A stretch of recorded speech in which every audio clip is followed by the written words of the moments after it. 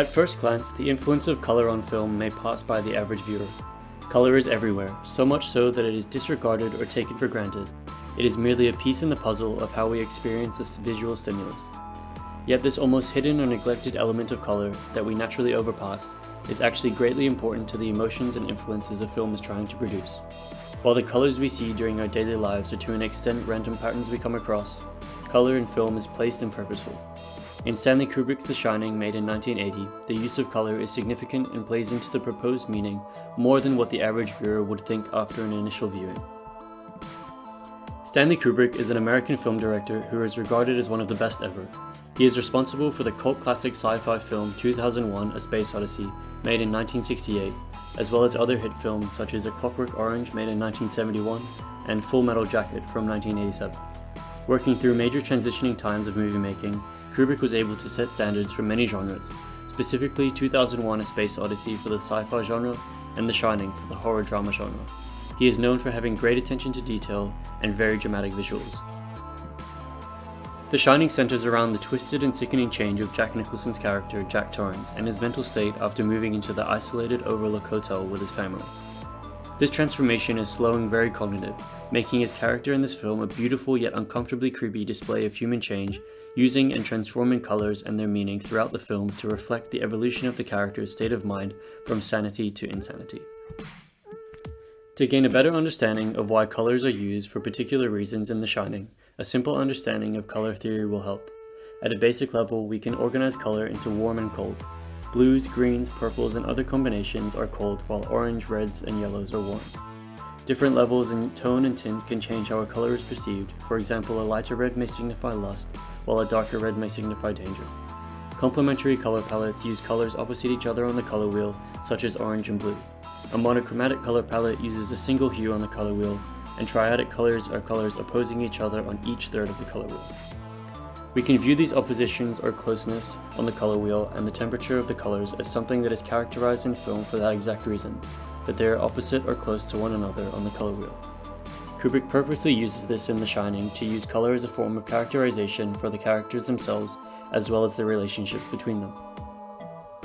Kubrick's obsession with the color red has been made evident through his prominent use. However, what stands out is how the meaning of the color remains the same amongst the plethora of his films. His masterpiece 2001: A Space Odyssey uses red to signify the dangerous and threatening nature that Dr. Dave Bowman has been engulfed by. The prominent use of the color red evokes similar feelings throughout the film, allowing there to be a meticulous and clear flow. Directors have used colors in a number of different ways, allowing them to either carry and communicate meaning or help support the flow of the narrative. Kubrick's use of colors can easily be recognized as a way to support the storyline whilst evoking certain sensations to the viewers, whilst directors such as Tarsem Singh often uses colors to carry a very specific message. Singh's 2006 film The Fall uses numerous colors to represent character personalities and emotions, allowing viewers to allocate a certain color to specific emotion and character. This could be easily recognized as a semantic use of color, as Orman Rotem has coined in his article relating to color theory in film.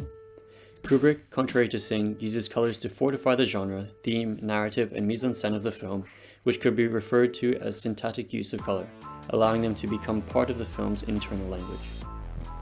This notion is evident in Kubrick's infamous film The Shining, where the use of certain colors truly emphasize the narrative whilst fortifying the nature of danger and insanity. The character transformations we witness throughout the film undergo substantial change, with the most prominent one being Jack Torrance's mental state.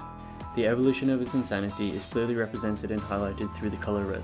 The beginning of the film depicts red as a welcoming and wholesome color decorating the interior of the Overlook Hotel. The color does not evoke the feeling of anger, but rather acts as a colorful touch to the mise-en-scène. As the film progresses, the intensity of the color red increases to become much more dominant, and begins to be used during scenes that evoke a certain discomfort, hinting at the existence of a possible threat.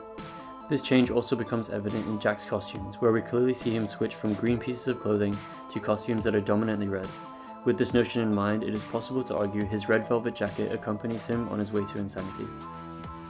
A similar argument can be made for the color green, where in the beginning of the film it is regarded as a welcoming soft color. The end of the film depicts a much more sinister representation of green, emphasizing the uncomfortable nature of the Torrance family's transforming instability. Room 237 is a brilliant example of how the color quite literally evolves to become more gruesome, sinister, and a little bizarre.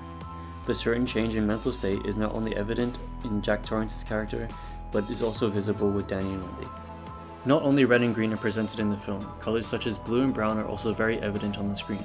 One of the characters that is often seen wearing blue is Danny, which associates him with a childlike innocence. This is also the color the twins wear in Danny's visions. The director also connects blue to Wendy as she sees visions of corpses in the gold room, which makes her confront reality and how the hotel can bring death to their family. Wendy's character uses red as a representation of her love for Jack. However, as her character progresses, she is seen wearing brown and green, thus becoming emotionally stronger. These colors ground her to reality and survival. Whereas before she used to accept Jack's violence and alcoholism, this is no longer the case. The colors that surround them also undergo change and reinforce the narrative and message of quietly going insane together. Using the colors in the particular way reinforces the narrative and allows a clear flow to happen. As the storyline develops, the color palette encoded in the film's internal language undergoes change in meaning, enabling the audience to understand how the film is evolving. This evolution in costume color palette and its semantic meaning is also reflected through the changing of colors within the overall mise-en-scène. In film, the majority of our attention tends to be brought to the most dominant subject. With Kubrick's tendency for symmetry, the dominant subject is typically whatever character or action is occurring. This pushes us to neglect the subtleties of the mise-en-scène, that together create the tone that the film relays. In some films, and definitely in this one, the environment and setting play such a key role in the development of the plot that it can even take on characteristics of itself, allowing for the colors within the mise-en-scène to be reflective of the setting's effect on the characters. Kubrick's deliberate use of different color saturation, such as different types of greens and reds as the film progresses, helps the director to emphasize the transition of the film. Colors have a psychological impact on people and how they interpret, hence colors can affect us emotionally and psychologically. As the film opens, we see Jack Torrance attending his interview at the hotel for the first time with a clear distinction between his grey and green suit and the pastel-like orange-red on the walls. Oftentimes we cognitively connect the color green to nature, and through nature is life. And from Jack's entrance through the mountains, nature is the audience's connection to him at this point. We are directly or indirectly influenced by colors. This psychological influence affects our subconscious mind, and it has cognitive visual effects on how we emotionally interpret things and perceive reality. The effective use of colors in The Shining enhances and successfully sets the atmosphere for a psychological horror film.